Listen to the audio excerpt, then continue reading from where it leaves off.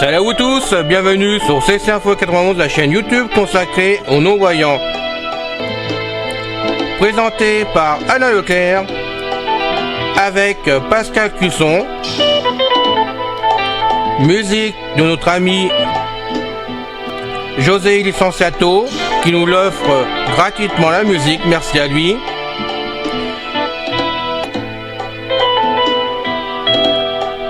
Soyez tous et bienvenus sur la chaîne. Notre liste de diffusion pour vous tenir au courant de ce qui se passe sur la chaîne. Vous pouvez y aller sur ceci-info91 plus subscribe@googlegroup.com. Mes très chers amis, bien le bonjour. C'est encore une fois Pascal Cusson parmi vous pour la chaîne Ceci Info 91, chaîne destinée aux mâles et aux non-voyants, fondée par notre ami Alain Leclerc, chaîne destinée à vous informer sur une foule de sujets variés. Encore une fois, Alain et moi, nous demandons votre aide afin que, si cela ne vous dérange pas trop, cela prendra que quelques minutes de votre temps, peut-être une ou deux fois par semaine. Nous aimerions que vous publiez le lien de la page principale de la chaîne Ceci Info 91 YouTube sur vos murs de réseaux sociaux et ainsi aussi dans vos emails, d'en parler à vos amis. C'est tout ce que nous vous demandons. Merci d'avance.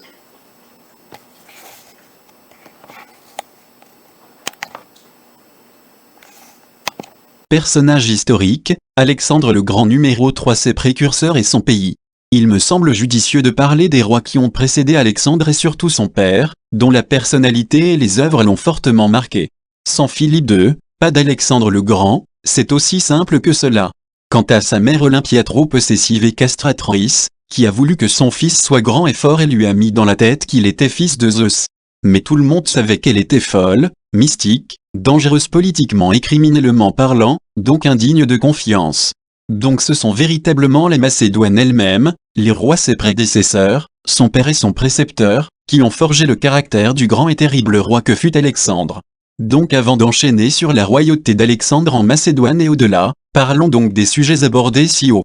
Émergence de la Macédoine. L'émergence de la Macédoine au milieu du IVe siècle avant Jésus-Christ a été rendue possible par les réformes et la politique d'expansion de Philippe II qui ont permis d'assurer l'hégémonie macédonienne sur le monde grec et à son fils, Alexandre le Grand, d'entreprendre la conquête de l'Empire perse. Situation de la Macédoine avant Philippe II. Le royaume de Macédoine possède des frontières fluctuantes. Il s'étend au VIe siècle avant Jésus-Christ, autour du golfe Thermaïque, golfe de Salonique, de la grande plaine alluviale des Maties formée par le fleuve Axio, actuel Vardar, et de la plaine, plus petite, de Pierie. La Haute-Macédoine, région de haut plateau, est à l'origine formée de petits royaumes indépendants. Pendant 2 siècles la frontière orientale correspond à l'Axio. À partir du 5e siècle avant Jésus-Christ, les Macédoniens commencent la conquête des territoires situés à l'est de ce fleuve, les côtes étant alors occupées par des colonies grecques et l'intérieur des terres par des peuples indigènes, dont principalement les Bottiens et Odomantes. Le royaume connaît un considérable essor sous le règne de Philippe II avec notamment l'annexion de l'Orestide et de la Lyncestide. Le pays est fermé au sud par le mont Olympe, à l'est par le Pinde, au nord par des montagnes. Le cœur de la Macédoine est formé par la plaine de la Bottie et celle de la Pierie, des plaines marécageuses mais fertiles. À l'est, se trouvent de hautes montagnes faites de plateaux montagneux, avec des royaumes qui seront peu à peu annexés à la fin de l'époque classique. De façon générale, pour les Grecs qui vivent en cité, polis, la Macédoine est un pays exotique, avec les neiges éternelles du mont Olympe et des sources d'eau pérennes. C'est également un pays qui connaît l'élevage des vaches et des buffles, qui ne connaît pas l'olivier. Il est, de plus, riche de ses forêts de chênes, de hêtres et de bouleaux, où les souverains ont souvent chassé. C'est une terre qui pour être exploitée nécessite des travaux. L'un de ces grands travaux a été d'assécher les grandes plaines littorales. Le pays est riche en cuivre, en fer, en or et en argent. La population macédonienne reste une énigme pour les Grecs du Sud, les Athéniens considèrent les Macédoniens comme des barbares qui ne seraient donc pas grecs. Des inscriptions anciennes montrent que l'ancien macédonien serait un dialecte grec intermédiaire où les consonnes sourdes et les consonnes sonores se distinguent mal. Alexandre n'hésite pas à s'exprimer dans ce dialecte. Des institutions politiques originales. Les institutions macédoniennes s'avèrent originales, même si elles restent proches de celles prévalant en Épire et en Thessalie. Les sources antiques offrent quelques rares allusions au sujet des institutions sous Philippe II et d'Alexandre le Grand. L'originalité politique est marquée par l'existence d'une institution centralisée autour du roi, issue de la dynastie des Argéades prétendument originaire d'Argo et descendant d'Héraclès. Cette famille est révérée par les Macédoniens et est investie de fonctions religieuses.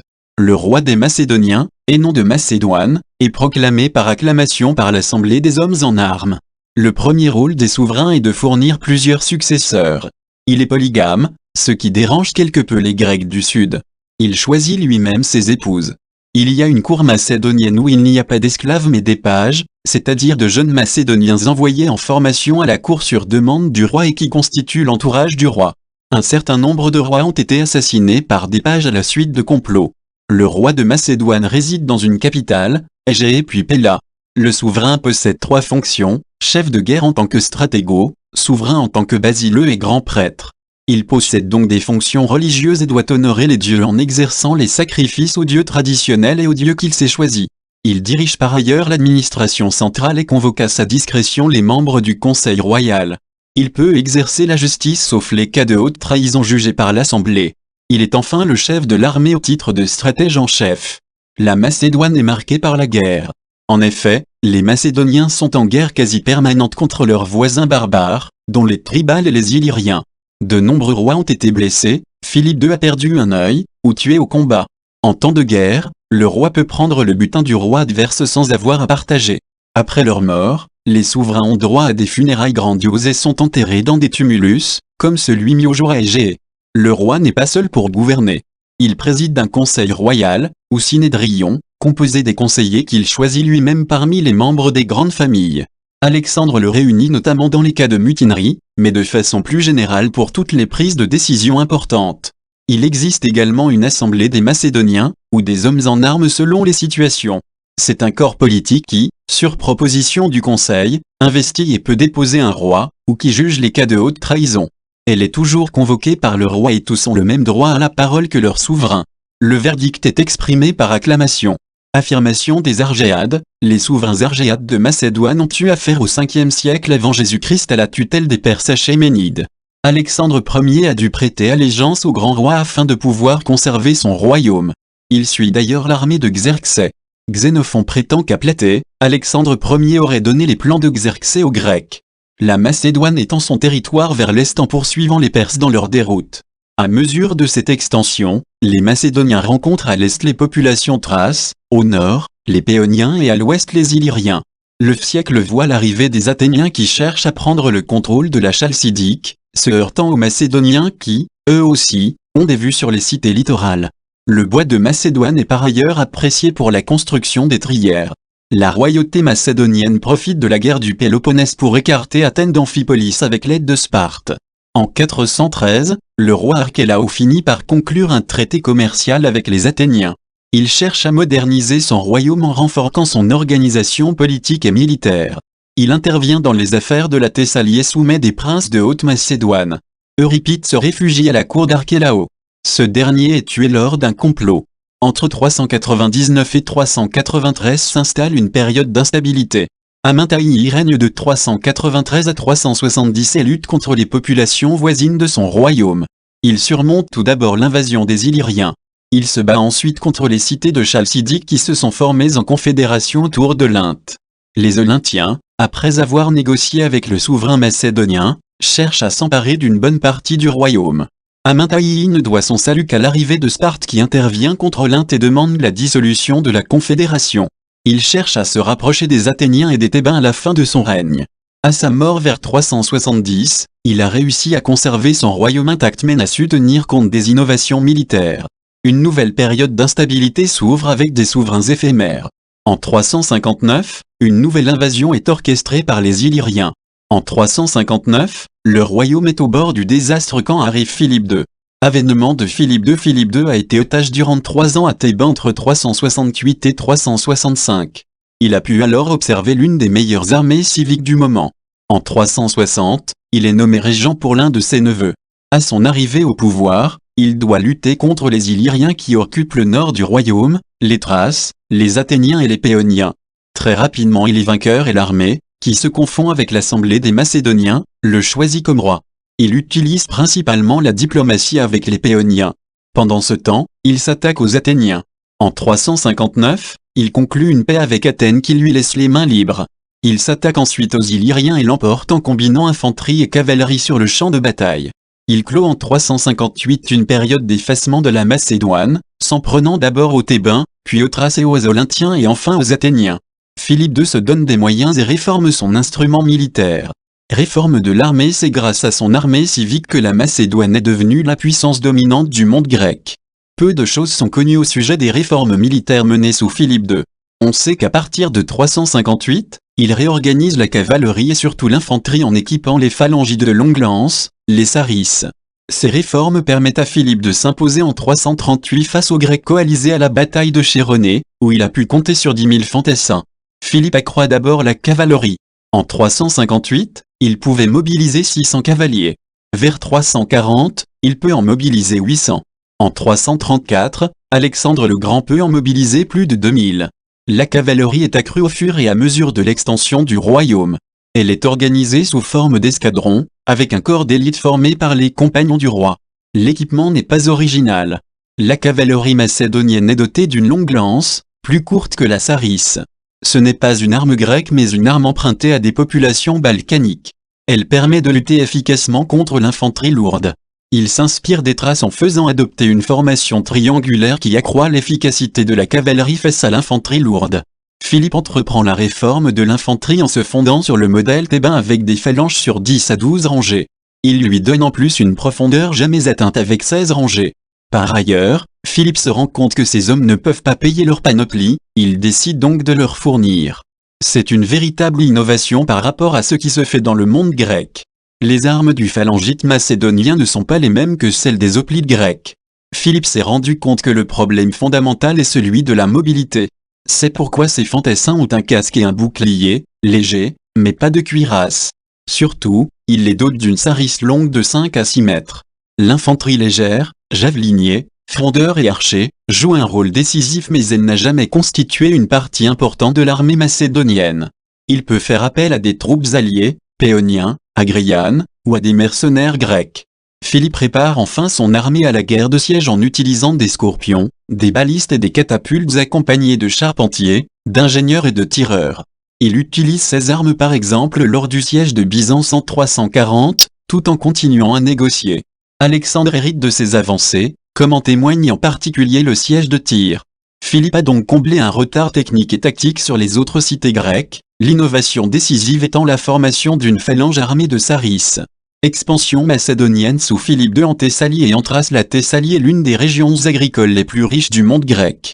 La confédération thessalienne a toujours été instable et déchirée. Elle est donc un champ privilégié pour les intrigues des uns et des autres. Les Macédoniens ont essayé, sans y parvenir, de jouer un rôle décisif dans cette ligue. Philippe II intervient en Thessalie grâce à l'appel de la cité de Larissa, ce qui lui permet de reprendre le combat contre Fer. Il change alors de théâtre d'opération et entame des opérations en Thrace, puis, dans les années 360, il s'attaque aux cités grecques proches de son royaume. Il promet aux Athéniens qu'il laissera Amphipolis s'ils n'interviennent pas. Cependant, il conserve la cité. Il s'empare de cités littorales, comme en 355 Métone, sans qu'Athènes n'intervienne. À partir de 352 débute la troisième guerre sacrée. Philippe II décide d'intervenir avec les Thessaliens contre les Phocidiens et devient archonte à vie de la confédération thessalienne. Il réussit à percer jusqu'en Grèce continentale. Il est de plus en mesure, en tant que chef de la confédération thessalienne, de se mêler des affaires de Delphes et de l'Amphictyonie. Un certain nombre de chefs, comme Démosthène, s'inquiètent de cette nouvelle puissance mais ils décident de ne rien faire, d'une part parce que les Phocidiens sont leurs alliés et d'autre part, ils ont changé de politique en renonçant à l'hégémonie. Ainsi, sous Eubule, ils se consacrent au développement économique de la cité. Les Athéniens laissent ainsi Philippe prospérer. Ce dernier s'enrichit en Thessalie, s'emparant des deux sources de revenus de la Thessalie avec les taxes des cités et le tribut levé par les Thessaliens sur les cités voisines. Cette situation acquise permet à Philippe de se tourner contre la ligue chalcidienne et notamment Olynte. Destruction de la Ligue chalcidienne, modifier le code. La Ligue chalcidienne, organisée autour d'Olynthe, montre des ambitions hégémoniques en Grèce du Nord. À l'origine, Olynthe est une cité alliée à Philippe II et l'ennemi d'Athènes. Mais les événements de Thessalie et les interventions répétées de Philippe poussent les Olyntiens à se rapprocher des Athéniens en 352. En représailles, Philippe décide de piller la Chalcidique. À l'été 349, il décide de se retourner contre les Olyntiens et exige que ceux-ci lui livrent un certain nombre d'otages et de réfugiés macédoniens. Les Olyntiens refusent. La guerre ouverte est alors engagée. Les Olyntiens décident alors de faire appel aux Athéniens. Dans son introduction aux Olyntiennes, Démosthène déploie tout ses talents d'éloquence pour convaincre d'envoyer un corps expéditionnaire. Mais les Athéniens arrivent trop tard. En 348, Philippe parvient par la trahison d'habitants acquis à sa cause à s'emparer d'Olynte qu'il fait raser en guise d'avertissement pour ses adversaires et aussi afin de réduire l'attraction qu'elle exerce sur les élites progressistes macédoniennes. La cité de Stagir, dont est originaire Aristote, subit le même sort. Leurs habitants, réduits en esclavage, sont dispersés en Thrace et en Macédoine, tandis que les autres cités sont asservies tout en conservant pour certains d'entre elles une forme d'autonomie. Les territoires de la Ligue, intégrés au royaume de Macédoine, sont offerts aux compagnons du roi ou à des colons macédoniens. Philippe négocie néanmoins avec les Athéniens car il veut continuer à pouvoir agir en Thrace. À ce moment-là, les Athéniens ont le choix entre deux politiques, soit l'Alliance, soit la Ligue panhellénique contre les Macédoniens. Ambiguïté de la paix de 346 vainqueur de la Ligue chalcidienne, Philippe II peut intervenir en Thrace mais Athènes cherche à conserver le contrôle des détroits hellespontiques. Philippe a donc intérêt à conclure une paix avec les Athéniens. En 346, les Athéniens mandatent 10 ambassadeurs pour négocier avec Philippe, mais ce dernier propose une paix avec des conditions spécifiques. Ainsi, chaque partie doit reconnaître pour définitif les gains de l'autre, tels que la cité d'Amphipolis. Philippe exige une alliance sans limitation dans le temps ainsi qu'une alliance défensive négociée entre puissances. Enfin, il demande une clause concernant la sécurité des mers. Cette proposition implique que les Athéniens acceptent toutes les pertes subies depuis 360. Les Athéniens doivent en outre se séparer des Phocidiens, qui sont à l'origine de la troisième guerre sacrée. En 355, ils se sont en effet emparés du sanctuaire de Delphes, provoquant la guerre de 10 ans qui se termine en 346 par la victoire de Philippe. En 346 avant Jésus-Christ, après un premier congrès panhellénique à Péla, Eubule, dirigeant athénien pro-macédonien, envoie à Péla une ambassade, composée notamment de Philocrate, d'Échine et de Démosthène, afin de négocier une trêve. Ce traité, dit paix de Philocrate, aboutit à un statu quo territorial, à travers lequel Athènes reconnaît la domination macédonienne en Chalcidique et abandonne la Phocide. Philippe, occupé en Thrace, fait attendre les ambassadeurs. Il finit par ratifier la paix de Philocrate et prête serment à faire, alors qu'il s'apprête à marcher sur les Thermopyles. Les Athéniens acceptent les propositions de paix de Philippe et prêtent serment ainsi que les alliés, excepté les Phocidiens qui en sont exclus. Philippe ne prête lui-même serment qu'à l'occasion de son passage en Grèce centrale avec son armée. Démosthène finit par faire échouer cette paix. Philippe décide alors de s'allier aux Thébains et de s'attaquer aux Phocidiens. Par cette victoire, il obtient les 2 sièges qu'occupent les Phocidiens au sein de l'Amphictyonie. Après ces renversements d'alliance, Philippe a réussi en 348 à aller là où aucun souverain macédonien ne s'est encore aventuré, c'est-à-dire en Grèce centrale. Vers l'hégémonie macédonienne en 346 avant Jésus-Christ, le rhéteur athénien Isocrate accueille favorablement cette paix en écrivant son discours politique Philippe, dans lequel il s'adresse directement au roi de Macédoine, l'invitant à réaliser l'union des cités grecques et à faire la guerre à la Perse achéménide, concrétisant ainsi l'idéal panhellénique. Eubule et Isocrate incarnent donc un courant pro-macédonien actif au sein de l'intelligentsia d'Athènes. En 342, Philippe II fait de la Thrace une province de la Macédoine et y fonde plusieurs cités. Cette volonté d'implantation en Grèce du Nord-Est provoque des révoltes, notamment celle de Byzance, soutenue par Athènes. En 341, Démosthène prononce sa 3e philippique pour convaincre les Athéniens de la nécessité d'entrer en guerre contre Philippe. Dès lors, l'affrontement direct entre Philippe et Athènes apparaît inévitable. En 338, à l'initiative d'Échine, le conseil amphictyonique décide d'une 4e guerre sacrée contre une cité de Locride, Amphissa, accusée d'avoir cultivé une terre sacrée. Philippe y voit l'occasion de pousser son influence en Grèce centrale de façon définitive. Il se fait accorder la tête de l'expédition, détruit Amphissa et progresse en Phocide et en Béotie, jusqu'au port de l'Attique. Face à la menace, les cités autrefois rivales d'Athènes et de Thèbes font une alliance. En août 338, l'armée de Philippe et de son fils Alexandre, placée à la tête de la cavalerie, défait la coalition grecque à la bataille de Chéronée. Athènes subit la perte d'1 millier d'hommes et compte plus de 2000 prisonniers. La cité signe la paix de Démate qui lui impose d'intégrer la coalition macédonienne et d'accorder à Philippe la citoyenneté athénienne. Elle peut néanmoins conserver sa flotte, probablement parce que Philippe songe à l'utiliser contre les Perses. Thèbes est plus sévèrement punie, la cité est occupée par une garnison macédonienne, la Ligue de Béotie est dissoute. Ligue de Corinthe l'année suivant la bataille de Chéronée, en 337 avant Jésus-Christ, Philippe II réunit les cités grecques lors du congrès de Corinthe et fonde la Ligue de Corinthe ou Ligue des Hellènes. Il est fait interdiction aux cités grecques de se battre entre elles, mais elles conservent leur autonomie et leurs institutions propres. Sparte, la Crète et les cités de Grande Grèce, restées neutres, n'y adhèrent pas. Les Macédoniens, que l'opinion générale de l'époque ne reconnaît pas comme hellènes, n'en font pas partie. Philippe cherche à se poser en champion du Panhellénique afin d'étendre sa domination sur les Grecs d'Asie et de combattre les Perses. Cette alliance donne une forme stable à l'hégémonie de la Macédoine sur la Grèce, il s'agit au départ d'un simple traité de paix commune auquel les cités grecques doivent adhérer. Philippe se fait proclamer général en chef, hégémon, de la Ligue en 337.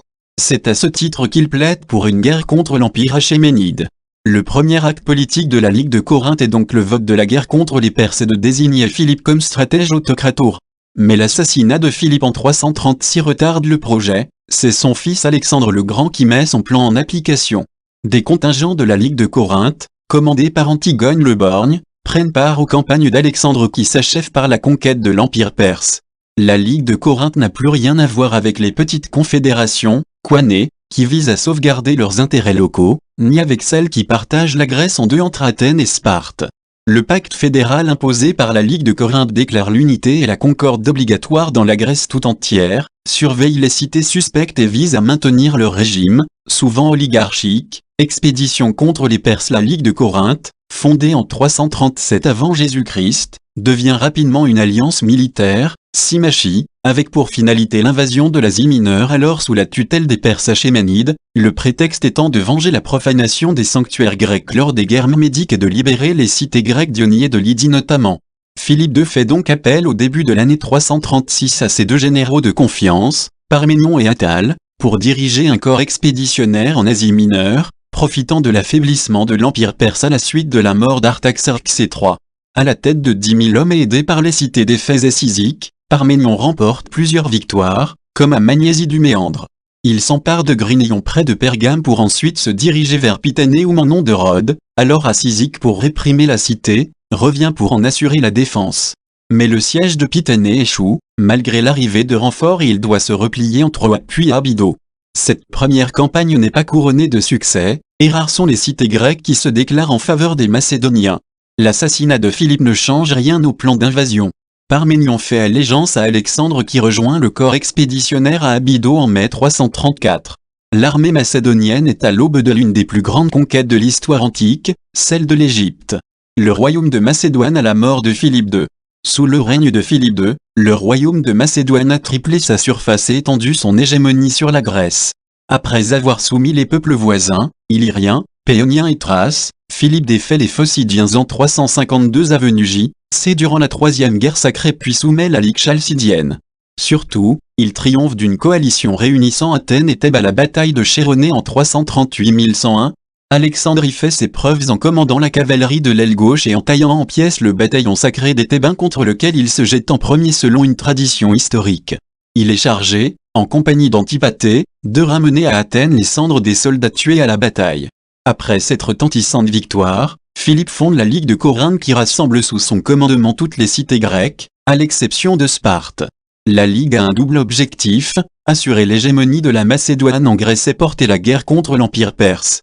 En 340, Alexandre, âgé de 16 ans et élève d'Aristote, est appelé par Philippe à la cour de Péla afin d'apprendre le fonctionnement de l'État. C'est à cette époque qu'il aurait dompté Bucéphale, son légendaire destrier qui l'accompagnera jusque dans ses batailles en Perse.